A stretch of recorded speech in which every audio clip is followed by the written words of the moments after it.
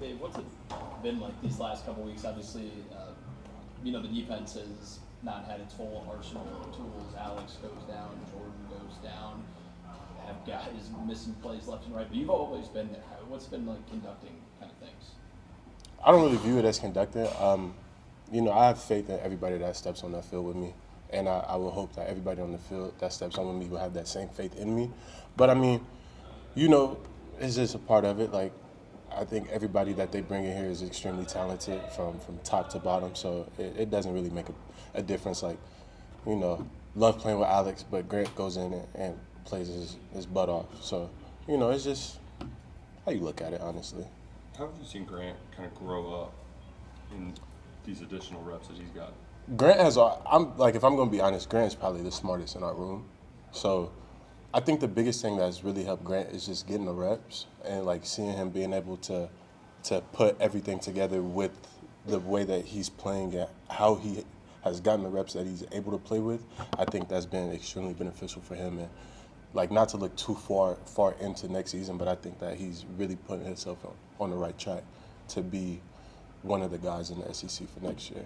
So. Can you expand on that in terms of he's the smartest and just in terms of how quickly he picks up concepts, or just how what I guess what kind of Yeah, I mean, everybody's gonna have a different opinion. I think that I have the best IQ, but I think that the way that Grant is able to process things in a short amount of time is really one of his best attributes as a person and as a football player. Picks up stuff extremely fast, and he's extremely talented. So when you mix those type of things together, it is going to create a good football player.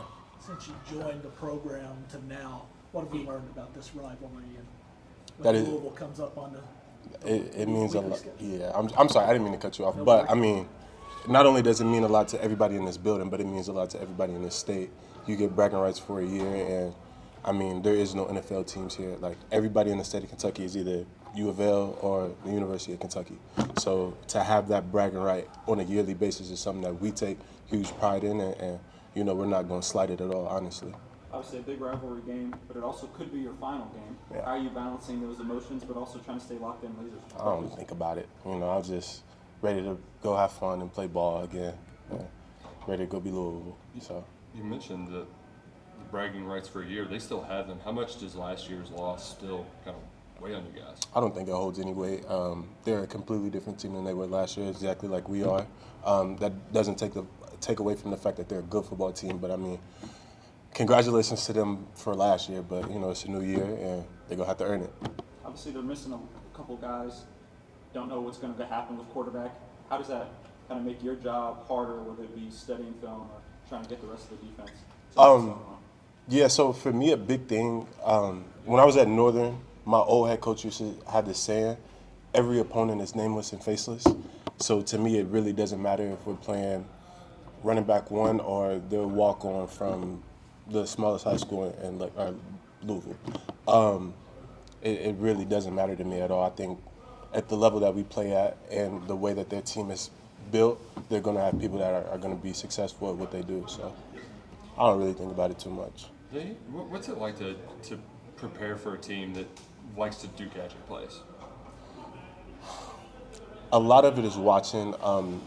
Gadget plays are hard if you don't know what you're looking at, and it can be hard to see what you're looking at, but there's always little tells on like, okay, maybe if they line up in a certain formation, they might bring in the slot a little bit closer in this formation on this part of the field, and that's not what they normally do. So certain ways that you can like see it, but like always just something that you got to just trust your keys on. Like, you might get caught in a bad situation, but you rely on what you've been coaching. I think you come out where you need to come out.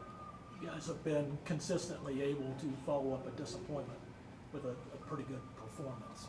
What do you credit that to? Not liking the feeling that we have after last week. What we put on tape is not who we are, and I think that we know that in here. And I remember saying that I think after the Tennessee game, and we did really well, and then we go and do it again. So, I mean, we don't want to say something and just like talk out the side of our necks. Like we want to be about what we say we're about. So I think that that's the biggest thing, and it's a great opportunity to show that.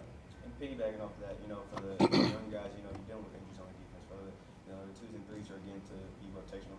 now. Do you feel like when you get beat like that, that kind of gives you an extra motivation to come out in the next game, not only to to do better, but to learn more in the room and to be able to step out on the field and not let what happened last week happens, this week for the new guys who are stepping in.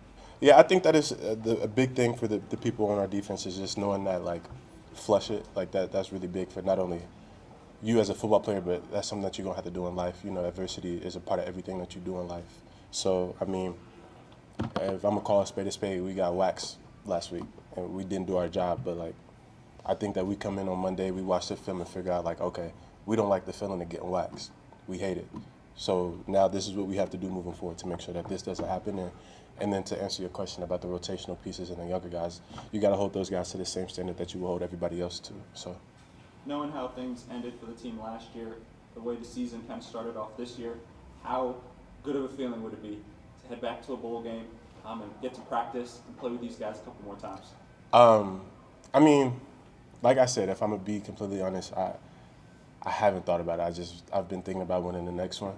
I would love to wear, blue and white one more time after this, and the goal is to wear blue and white one more time after this.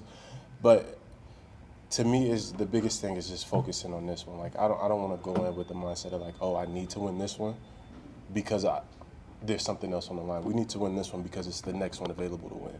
That's the best answer I could give you, honestly. Everybody good? Oh no, I got some questions for you, man. Thanksgiving this week, man. What's your favorite Thanksgiving food, or do you have a favorite Thanksgiving memory? Favorite Thanksgiving memory, I would probably say last Thanksgiving. When I redshirted, I was able to go back home, and I got to go home and I got to spend Thanksgiving with my family and got to see my pops, and that was my last Thanksgiving with my pops. So probably that one. That one is the first one that's the one I've been thinking about the most. With it being that time of year again.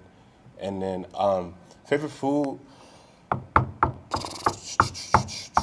That's hard. All of them except chitlins. Yeah, honestly. Yeah. Okay, folks, thank you. All right, thank you guys.